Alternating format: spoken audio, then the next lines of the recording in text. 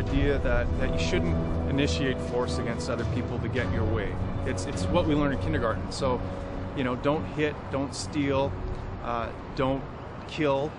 Yet we think that when we're in government that we can do those things. And I say, no, you didn't get the right. But it goes deeper than that. To me, libertarianism is a philosophy that I've learned to apply in my own life. I've had much better results, much better relationship with my children. They've flourished more because of this idea. And, it's a philosophy for how I live life now. It's not just about getting rid of government, because ultimately government isn't over there in Ottawa. Government is in our homes, it's in our hearts. And the result is the society we have. So to me, what we need to do is change what's in people's hearts, what's in people's minds. And the end result will be an organization of society that is much more virtuous, much more sustainable, much more friendly to the environment and friendly to humans. So that's ultimately what libertarianism means to me. It started as a political philosophy, but ultimately it's a philosophy about how to live your own personal life, how to get power in your own personal life by respecting others' rights. Libertarianism to me means I need to respect that these human beings rely on me for survival. They didn't have a choice who they had as a father in their life, and so I need to treat them as tenderly and gently and nurturing as possible. That's ultimately what libertarian means to me. If nothing else, it's made me a better parent, and that to me is the most important thing. I don't think I'll convince people who are reliant on this system for their profit and for their plunder.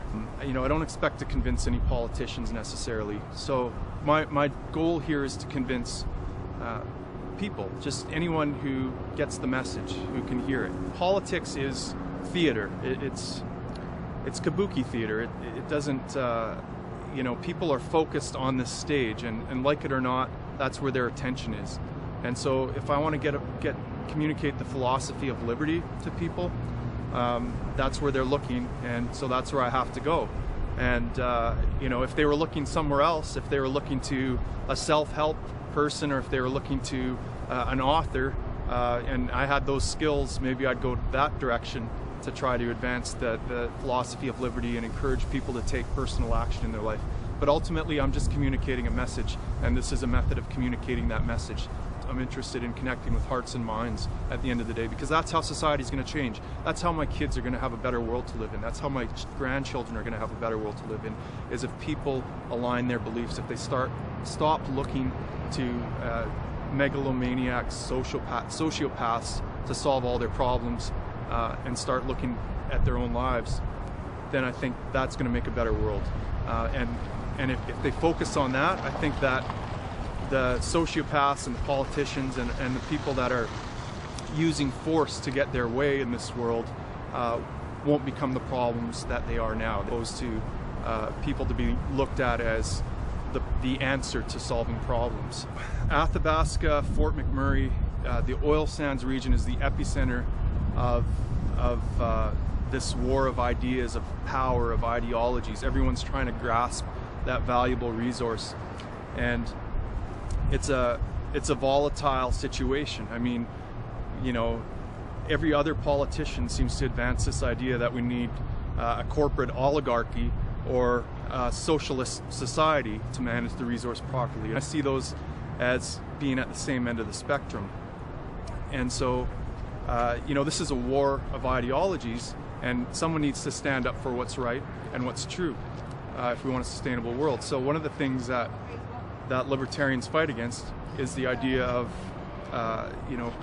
corporatism. This idea that people who own corporations cozy up to those in power and bend the rules, break the rules, and create all this harm in the world and get all the profits. They socialize the harm and privatize the profits.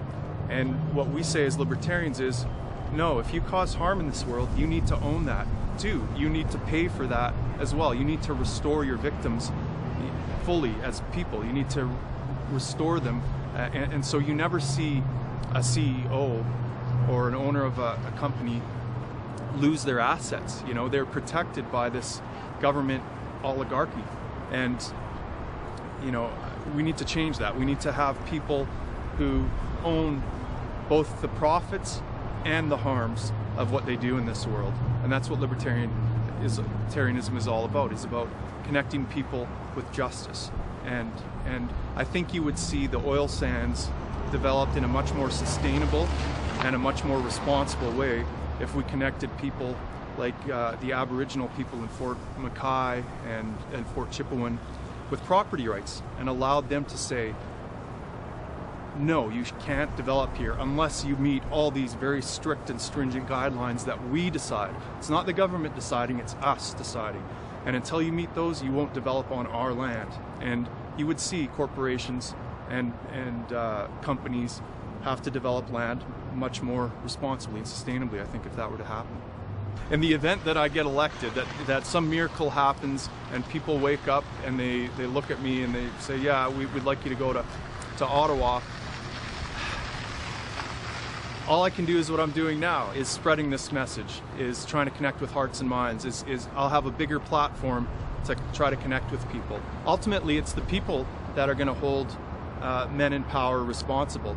If they look at these people and say, no, you can't use force to get your way. No, we won't be, sending you all this power and money. No, you don't have our permission to do that. Politicians are going to pay attention to that. They're not going to pay attention to me by myself in Parliament, but they will pay attention to a woken up people. And if the people are awake, then government needs to tremble. And my goal is to go to Parliament and wake up people and make government tremble, make the status quo politicians afraid, because they need to be, because I think the world is waking up and I think it's time.